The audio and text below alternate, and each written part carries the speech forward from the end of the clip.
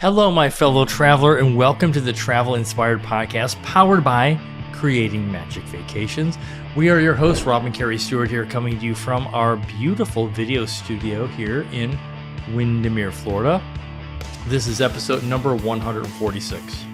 And of course, you can listen to this show on any of the traditional podcast platforms, but as of lately, we've started putting some of these on YouTube. So you can go to our YouTube channel, which is Creating Magic Vacations. We're going back to, I think, pretty much our TV roots.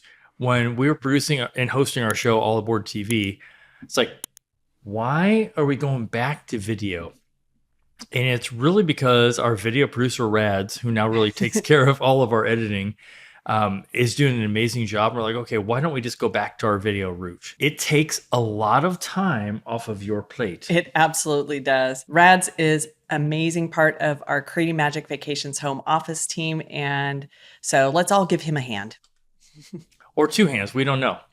So I will say I'm actually very proud at how much we've expanded our team. You know, Clarissa is our agent experience manager. Jules is our client experience manager. We just added Sarah as our social media manager. Christy is the groups manager. It's really humbling how much our home team has grown. And you can't forget Jason. He is our graphic design summer intern, and we are super proud of some of the stuff that he's been putting together. In fact, he is doing a great job. He is helping us with the campaign. So if you are one of our clients and you are on our mailing list, you will be getting this. But I'm going to go ahead and play for you our travel-inspired video.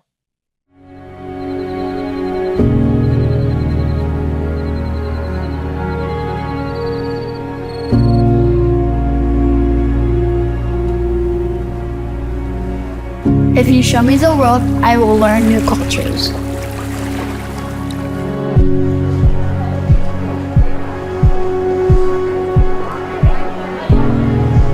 If you show me the world, I will learn history.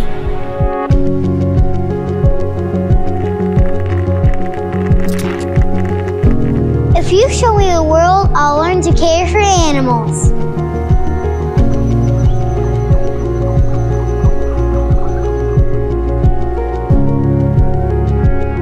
If you show me the world, I'll develop new skills.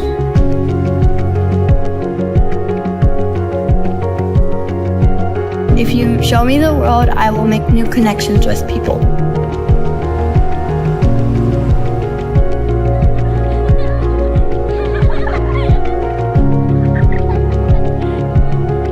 If you show me the world, I will learn how to cook manja manja.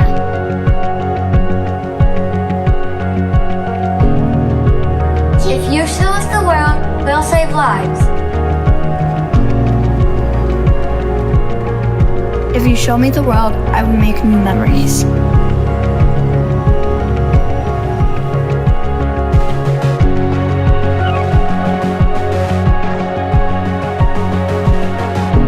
If you show me the world,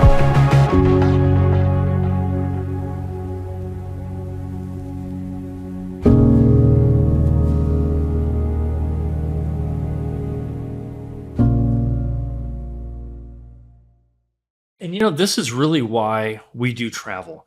Like if you have kids or grandkids or extended family, whatever it is, take them out and show them the world. We came up with this idea, sometime last year, and it's kind of been one of our core values. Yeah, so important because travel will change you. So if you're tuning in right now, which you are, on this show, we're talking about why you may want to take a weekend cruise from Port Canaveral. I'm sporting my Disney cruise hat today. You are. And the cool thing is we're recording this before we go on the 15th of this month in July. We're heading on the brand new Utopia of the Seas. So we're recording this before we even go. Yeah, and we recently went on a Disney cruise out of Port Canaveral. Port Canaveral is our home port. And so we're going to focus on that this week. And I will say Port Canaveral is really probably my favorite U.S. port for a number of reasons, with, of course, the obvious one being it's the closest port to our house. That makes a difference. Although Tampa is not too much farther. It's Yeah. kind of right down the road. Yeah, it's really not. But we really loved, though, only being 20 minutes away from Port Tampa Bay when we lived in St. Pete. The one in Florida, not the one in Russia. But the A lot of problem is, confusion. the problem is, though, they have one major issue, and that is the Skyway Bridge. You know, you're right. Ships have to be able to get underneath the Skyway Bridge, which severely limits the size of the ships, which is why I know that none of the new ships are going to be able to make it through that. And that's really the main thing. The bridge is just so low for the big mega ships of today. Which seems like that's what everybody is doing. They're all building Yeah. the mega ships. But the small ships are okay, though, because sailing from Tampa Bay is still an option, but it does also limit where you can cruise to, because for the most part, you're always going to be going to the Western Caribbean, which is Grand Cayman and Cozumel, Mexico. Every time. Again, perfect for a lot of people, but it's just not as exciting for those who have sailed a lot in their past. And it's just also not super convenient for anyone near Tampa, though, for them to go around to the other side and That go is to the correct. Bahamas. Now, if you do want a brand new ship, let's say the new ships from Disney, Royal Caribbean, you can't beat Port Canaveral. And you might ask, well, what about Fort Lauderdale or Miami? And my answer is just to say politely that those cities are just not my cup of tea. Yeah, we hate driving anywhere in South Florida, but I will say that Brightline train service is a great option is. if you want to cruise from those ports and you are up in the Orlando area specifically. Right. So specifically, we're recording this on a Sunday before we go to Royal Caribbean on Monday, July 15th. And we said, you know what? We're done driving to Port Canaveral. And so we have a private driver that's going to take us. And is it more expensive than just driving and parking? It is. But the peace of mind is worth it. Yeah, and it's not so much the getting there, but it is the coming back. Because last time we were coming back I from Port remember that. Canaveral, we got stuck in traffic. And yeah, it's just, it's a great way to start your vacation when you get picked up from your home and the vacation starts. There are some cruise lines that actually offer door-to-door service. And so your driver to and from your house is included. But always consider that, though. It's a great way to kind of plus up your vacation experience. I think probably the last time we went there, we pretty much have an agreement now that we're not going to drive to that area ever again. No, and specifically never. South Florida. Yeah. It's all, I would say, Brightline and rideshare for us. Yeah. So you might ask why specifically weekend cruises from Port Canaveral.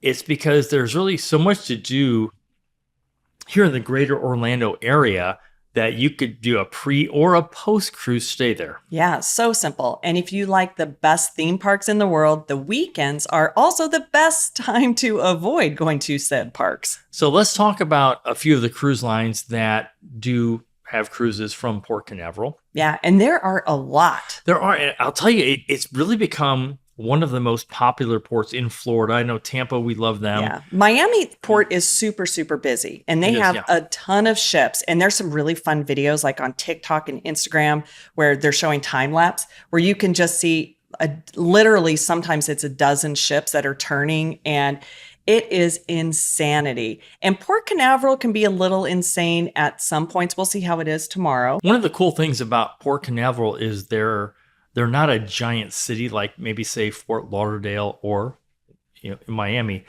but we still like even having a driver to go to Canaveral because we went to a Disney cruise on the Disney Wish a few months ago, and just getting into the parking lot was insane. And keep in mind, they're not even in a major city. Yeah. So you definitely, when you go to Port Canaveral, plan time to get there, to get dropped off and to park, because there will be a wait, and you always want to try to get on the ship as early as you possibly can, regardless of what the cruise port is, because sometimes just getting into the parking, because imagine, you have the ships that hold 7,000 people and everybody's trying to get dropped off, whether it's rideshare or whether it is the parking garage. So it can get pretty crazy. But one of the things I love about Port Canaveral is the variety of the cruise lines You know that are what? there. Let's talk about that. Okay, so who do we have? Okay, so to start with, you have Carnival Cruise Line. Again, they get beat up a lot, but I can tell you that we got married on a Carnival cruise. Our anniversary was a Carnival cruise. Our honeymoon was a Carnival cruise. And the honeymoon, all of these things. We love Carnival. I think they have some of the best food, but they have some really fun itineraries out of Port Canaveral, including they have one of their newer ships that does those beautiful 7-night itineraries. Our little pro tip is if you're going to cruise on Carnival, definitely go with the longer itineraries if you want the full experience. Because a lot of times, and this is true with every cruise line, if it is a short itinerary, it's very possible that it is going to just attract a lot of people that are there to just get away for the weekend and have a good time. You are correct. One of our favorites up next on the list is the Disney Wish. They do 3 and 4 night sailing. So it's a Friday to Monday and a Monday to Friday sailing. But they also have another ship there. Yeah. So, and it varies throughout the year. Sometimes they will have 3 Disney ships there. And with the new Treasure coming, there, everything kind of gets moved around. And they do have a cruise port that's down in Fort Lauderdale. But the Disney cruises out of Port Canaveral are great. They have their own terminal. And so the check-in process has gotten really, really smooth there. It's fast. I will say it's fast. Yeah. So it's great. The Disney one makes total sense, though, to have multiple itineraries because a lot of families will do a split of staying at the parks first and then they take the cruise. We recommend that you do it in that order because the parks are going to be tiring and then you can relax on the ship. Another one of our favorites is Royal Caribbean International, which, of course, if you're listening to this on the air date, we're sailing on the brand new Utopia. They really have not even the largest cruise ships in the world, which they do. They have the most amazing things. I know when Freedom came out and we got invited to come to that, travel agent thing too, we were ice skating. Yeah. And some of us are better than others. But no, it's really a fun experience for Royal Caribbean to have the new short itineraries on their massive ships because there's tons of different dining, always something to do on board. And so I'm really excited about that. But then they also have some of their traditional itineraries. And they do have some beautiful ships. They have the Wonder of the Seas that is doing 7-night sailings. Again, the cruise lines rotate the ships all the time. And that's why you want to work with a travel advisor. Because if you are like, I want to go on this specific ship, it's very possible it now is going out of a different port. But they usually put some really good ones in Port Canaveral. I think that Royal Caribbean went to school on Disney and said, hold on. You've got your brand new ship and you're doing 3 and 4 night sailings. So again, Friday to Monday, Monday to Friday, every single week. And they went to school and said, okay, this is a great idea. Yeah. So that's exactly what they're doing. Okay. Now, another cruise line that is in Port Canaveral, and this one isn't here all the time, but that is Norwegian Cruise Line. And one of the things that separates them is they have more of that freestyle experience. And so when it comes to dining, you don't have to have like a locked in schedule or time. You can pretty much just go when you want. So it's definitely it's not a little early different. or late. Yeah. And so they also have a ton of different dining options too. And so a lot of their packages will have included beverage packages, included like the plussed up dining. Yeah. And so Norwegian, just not all the time, but sometimes they have ships that they will put in Port Canaveral. You're right about that. It's also, this goes back to like 2013 when we came up with this idea of All Aboard TV, our TV show. And we presented this to the vice president at the time, Andy Stewart. He's like, okay, I love this concept of All Aboard TV. Do you want to go film on one of my ships? And we did. Yeah, that was fun. That was a great experience. Another cruise line that invited us to come on board and just, check out the experience was Celebrity. They're known for being the foodie cruise line. I remember 10 years ago, back in 2014, we were in a restaurant and we were ordering stuff on what you guys might know as an iPad. Which is what we all do now anyway. So it's super well. Now, it's very rare for Celebrity to have a consistent ship in Port Canaveral. Right. And so if you're like, I only want to cruise out of Port Canaveral, but I want to be on Celebrity, it could take a little bit of working. I do love the Celebrity itineraries, but that's one that I would hop on the Brightline and go down to Fort Lauderdale and hop on one of their ships. Okay, so that's one of the rare experiences when we say don't cruise out of Port Canaveral. Yes, go down to Miami or Fort Lauderdale. Yeah.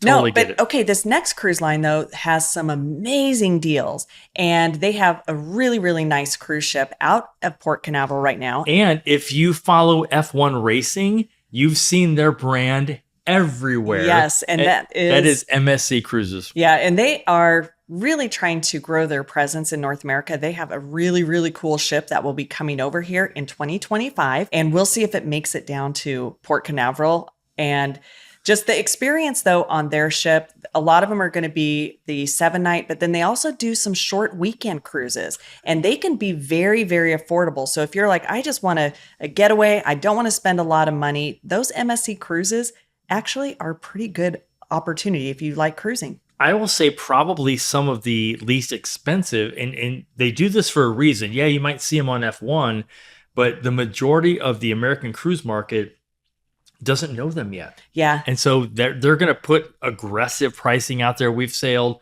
on the Divina and also the Seascape. No, the Seaside. Yeah, the Seaside. I don't know what they call both out of Florida. But if you've ever been to Europe, you will see MSC, not their cruise lines, but their shipping lines everywhere. And we did that, again, going back to our honeymoon in 2009. I'm like, MSC, wait, Mediterranean Shipping Company. Yeah.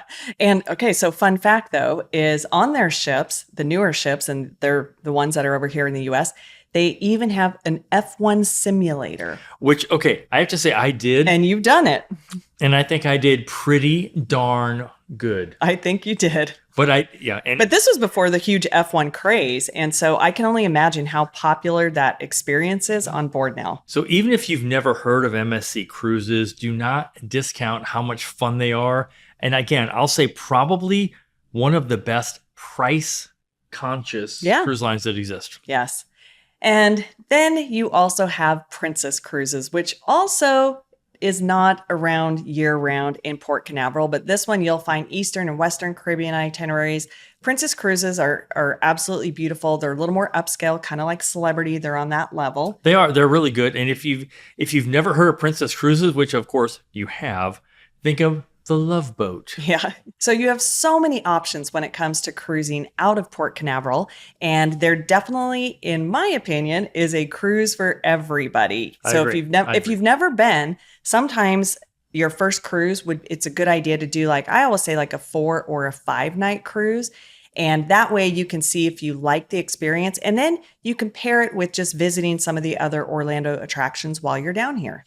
I agree. And one of the things we hear a lot is these ships, oh my gosh, again, we live in hurricane season. And like, okay, I might get seasick. These bigger ships, I've never, even on the Carnival Dream for our honeymoon, back in like 2009, there were dishes flying down the hall. And it was pretty intense. And we did not even, okay, it's cool. Oh, there's a glass, there's a dish, oh mom, there's a fork. You don't feel the motion of the ocean on most of these bigger ships. Especially the bigger builds. And there's so many of them that are out. The technology has totally changed, even from when we were on the Disney Dream. And so there's a lot of different things to consider. And one of the big things is where you're going to be going. So out of Port Canaveral, the cruise lines offer a pretty standard range of itineraries, but it's typically going to be Bahamas cruises, an Eastern cruise, a Western cruise, and rarely the Southern Caribbean and those transatlantic voyages. The transatlantic, that's one I want to go on because those are really, really cool. Again, not your typical 3, 4, 7-night cruises from any of the Florida ports, but crossing the entire Atlantic Ocean, and all you do is you're just hanging out on the ship. Yeah, that would be pretty cool. So most of the cruises from Port Canaveral will be in that 3 to 4 nights for the short ones, or 6 to 9 for the longer ones. Yeah. And we've even seen some as low as $169 a person plus your taxes. So that's going to kind of vary. Yeah. And some of those, that's why you work with a travel advisor, because we can search all the cruise lines all at once and pull them up and save you from that hassle. So one of the most popular, I will say, competitions at this point is every cruise line is trying to plus up their private island and make it the best. Again, we're going to be our first time to Perfect Day at Coco Cay. We've been to Disney's Castaway Cay. Key.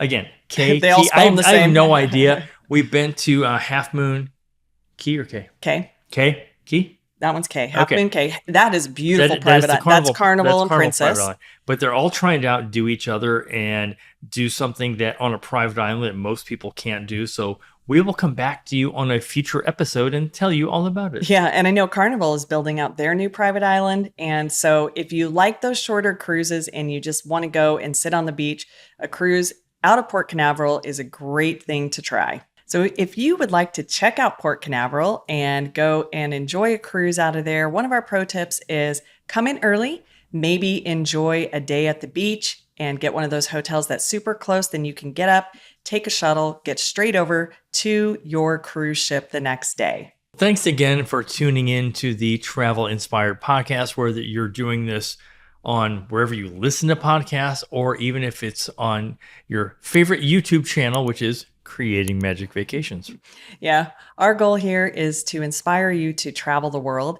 And if we can help you plan your next trip, no matter where it is in the world, please reach out to us or one of our Creating Magic Vacations travel advisor. All you have to do is go to creatingmagicvacations.com and click on Plan a Vacation. And if you're going to collect something, please make it passport stamps. And remember to never stop exploring.